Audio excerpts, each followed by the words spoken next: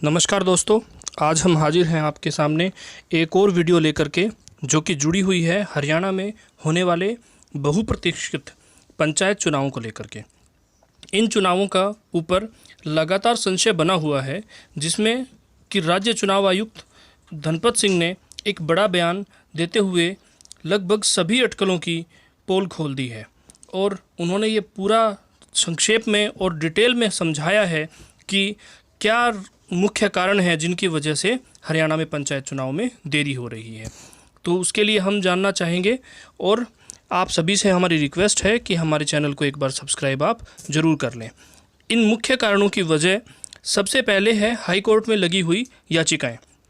उसके बाद आता है जो सरकार से चिट्ठी मिलनी होती है, बेसिकली जो कंसेंट होती है सरकार की वार्डबंदी और वोटर लिस्ट के लिए, वो सरकार जो लेटर देती है वार्डबंदी और वोटर लिस्ट जो है फाइनल होने के बाद, उसकी ज़रूरत राज्य चुनाव आयोग को होती है। उसके बाद ही वो अपनी प्रक्रियाओं को शुरू करती है। इसके बाद आती है बात ईवीएम मशीनों की कमी। उन्होंने ये भी बताया कि राज्य में अभी अगर हम वोट डलवाते हैं और पंचायत चुनाव करवाते हैं तो ईवीएम मशीनों की कमी है। इसके बाद बात आती है कि जो दूसरे राज्यों में चुनाव होने वाले हैं उनका भी असर हरियाणा के पंचायत चुनावों पर हो रहा है। इसके बाद जो उन्होंने वजह बताई है वो है कोरोना की दूसरी लहर। इसका मुख्य कारण एक ये भी माना जा रहा है कि जो कोरोना की दूसरी लहर थी उसकी वजह से हरियाणा में पंचायत चुनाव में बहुत ज़्यादा डिले हो गया है और अभी आने वाली तीसरी लहर का खतरा भी बरकरार है, जिसकी वजह से सरकार हर कदम फूंक फूंक कर रख रही है और ये सोच रही है कि अभी पंचायत चुनाव करवाए जाएं या नहीं करवाए जाएं। तो शुरू करते हैं वीडियो को। इसी के साथ हम बताएंगे कि सबकी निगाहें जो है हरियाणा प्रदेश की सरकार और राज्य निर्वाचन आयोग के ऊपर टिकी हुई हैं, जिनको ये फैसला लेना है कि हरियाणा में पंचायत चुनाव कब होंगे। अभी आपको मालूम होगा कि 23 फरवरी तक हरियाणा में पंचायत चुनाव का नोटिफिकेशन जारी हो जाना चाहिए था और उनके रिजल्ट्स आ जाने चाहिए थे, लेकिन मुख्य वजह रही हमने आपको बताई, जिनकी वजह से अभी तक पंचायत चुनाव नहीं हो पाए हैं। लेकिन उसके बावजूद भी अभी चुनावों का कोई अता पता नहीं चल पा रहा है। आम जन को इन चुनावों को जो है वो उत्सव की तरह मनाते हैं, जिससे कि वो इनके अंदर इतना डूब जाते हैं, क्योंकि इन चुनावों के दरमियान इन्हीं चुनावों में वो अपने नुमाइंदों को चुनते हैं, जो कि अपने अपने वार्ड के अकॉर्डिंग वो अपने आदमियों को चुनते हैं और अपने ही लोगों को वो मुखिया के रूप में देखना चाहते हैं। इसलिए ये लोग इन चुनावों को आम जनता जन उत्सव की तरह ही मनाते हैं। एमएलए और एमपी के जो इलेक्शंस होते हैं उनमें लाखों वोटों के ऊपर एक एमएलए या एमपी होता है, पर पंचायतों में ऐसा नहीं होता है। पंचायतों में कुछ हज़ारों में ही लोग होते हैं जो कि मतदान करने वाले होते हैं और वो अपने लोगों को ही इस पद पर बैठा हुआ देखना चाहते हैं। इसीलिए कहा भी जा रहा है कि यह एक असाधारण समय है जो कि कोविड की वजह से आया हुआ है और इन असाधारण समय में एक बहुत ही असाधारण परिस्थितियां हैं जिनकी वजह से ये निर्णय लेने में बहुत डिले हो रहा है। और इसकी वजह से हम ये भी कहना चाहेंगे कि ये वजह भी एक असाधारण निर्णय ज़रूरी है। अब हम जानेंगे एक एक वजह को विस्तार से। हाई कोर्ट में लगी हुई याचिकाएं, जिनमें महिला आरक्षण का एक मुद्दा है, ओबीसी आरक्षण का एक मुद्दा है और चुनावों को जल्द से जल्द करवाने की एक याचिका भी हाई कोर्ट में लगी हुई है। इस वजह से भी ये जो हैं ये कोर्ट केसेस ने हरियाणा के जो पंचायत चुनाव हैं उनको डिले करवाया हुआ है। इसके जवाब में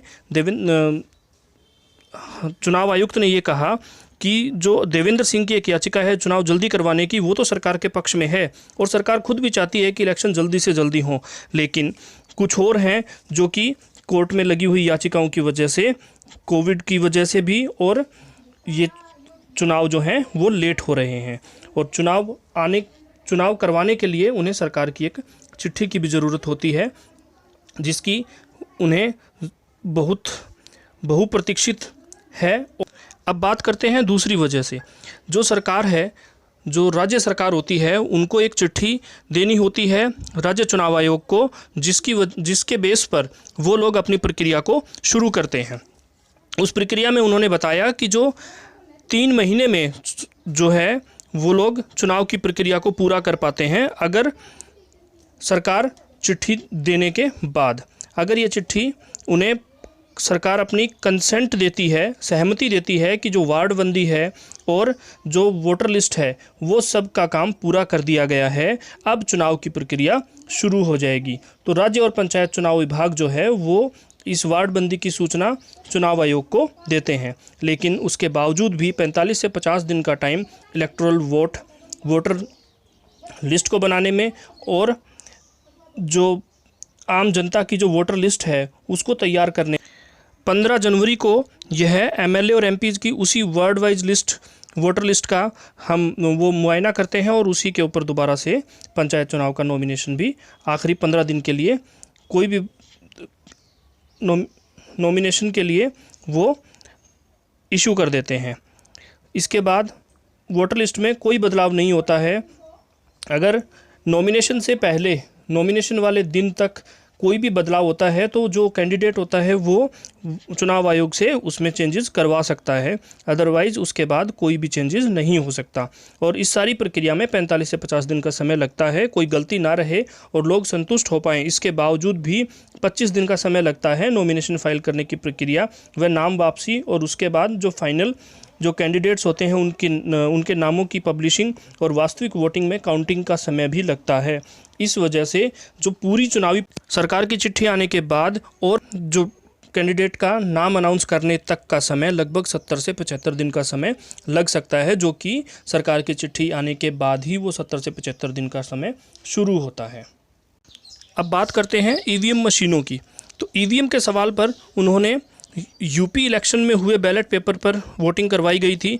उन्होंने कहा कि हरियाणा में भी ऐसा हो सकता है, क्योंकि जो ईवीएम मशीनें हैं वो हरियाणा, जो हमारे देश में हरियाणा में और प्रदेश में बहुत पहले 75,000 ईवीएम मशीनें हमें मिल चुकी थी, लेकिन क्योंकि हरियाणा पूरे कोविड की वजह से इलेक्शन नहीं करवा पाया तो वो सारी मशीनें जो हैं बिहार को दे दी गई, क्योंकि बिहार ने कहा कि हम जल्द से जल्द चुनाव करवा करके आपको वापस कर देंगे, और केंद्रीय चुनाव आयोग ने वो मशीनें बिहार सरकार को दिलवा दी गई। लेकिन वो भी चुनाव नहीं करवा पाए और अब उन्हें भी चुनाव करवाने हैं। इस वजह से या तो हरियाणा को टाइप M3 मशीनें मिले, जिन चुनावों में जो मशीनें एमएलए और एमपीज़ के इलेक्शन में एमएलए और एमपी के इलेक्शन में जो ईवीएम मशीनें यूज़ होती हैं, या तो वो मशीनें हरियाणा राज्य निर्वाचन आयोग को मिले या फिर बैलेट पेपर से ही ये चुनाव करवाए जाएंगे। इसके बाद जो है यह फैसला भी केंद्रीय निर्वाचन आयोग को करना है। दूसरे राज्यों में हो रहे पंचायत चुनावों का असर भी हरियाणा के राज्य पंचायत चुनाव में देखने को मिल सकता है, क्योंकि आपने देखा यूपी में हुए इलेक्शंस की वजह से बहुत सारे सरकारी कर्मचारियों को अपनी जान से हाथ धोना पड़ा और राज्य के जो कोरोना के हालत थे वो बहुत ज़्यादा ख़राब हो गए थे। उससे भी सबक लेते हुए हरियाणा सरकार में इस वजह से भी थोड़े से इलेक्शंस डिले हो रहे हैं। इसके बाद बात करते हैं अगली वजह की। तो जो कोरोना की जो दूसरी लहर थी वो भी एक मुख्य कारण इन चुनावों में देरी की बनी हुई है, क्योंकि लोग और सरकार ये नहीं चाहते कि किसी भी तरह का जान माल का नुकसान राज्य को उठाना पड़े, और राज्य निर्वाचन आयोग को भी इस बात का पूरा ध्यान है, पूरा ख्याल है, और केंद्रीय सरकार अपने पूरा नज़र बनाए हुए है कि किसी भी तरह की अनहोनी कोरोना की वजह से ना हो। तो दूसरी वजह जो मेन रीज़न है वो भी कोरोना की दूसरी लहर है।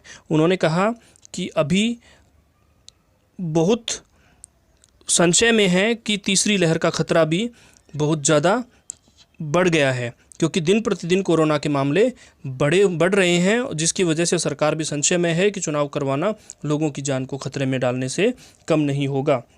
इस वजह से भी जो सरकार है वो चाहती है कि अभी लोगों का जीवन सर्वोपरि है और दूसरी लहर की स्थिति तीसरी से भी ज़्यादा भयावह हो सकती है, तो चुनाव कार्य को एक बार रोकना पड़ सकता है। और अगर स्थिति पहले जैसी रहती है तो हम SOPs और सारे प्रिकॉशंस लेकर के, जिसमें कि मास्क, सैनिटाइज़र, सोशल डिस्टेंसिंग, भीड़ नियंत्रण की व्यवस्था संबंधी सारी SOPs को फाइनल करवा करके जिला प्रशासन व सभी पार्टियों को चुनाव करवाने के लिए अगर सारी तैयारियां पूरी हो जाती हैं तो इलेक्शंस करवाए भी जा सकते हैं। इस तरह का आश्वासन चुनाव आयोग राज्य सरकार से चाहता है, और उसके बाद ही 22 जिलों में चुनावों की प्रक्रिया को शुरू किया जा सकता है।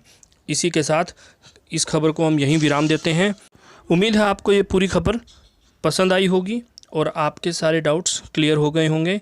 हम आपसे फिर से आग्रह करेंगे कि हमारे चैनल को एक बार सब्सक्राइब आप ज़रूर कर लें, ताकि इसी तरह की और खबरें, लेटेस्ट खबरें आपके पास हम लेकर आएँ और उनका विश्लेषण भी आपके सामने हम प्रस्तुत कर सकें। और इस वीडियो को लाइक शेयर ज़रूर करें।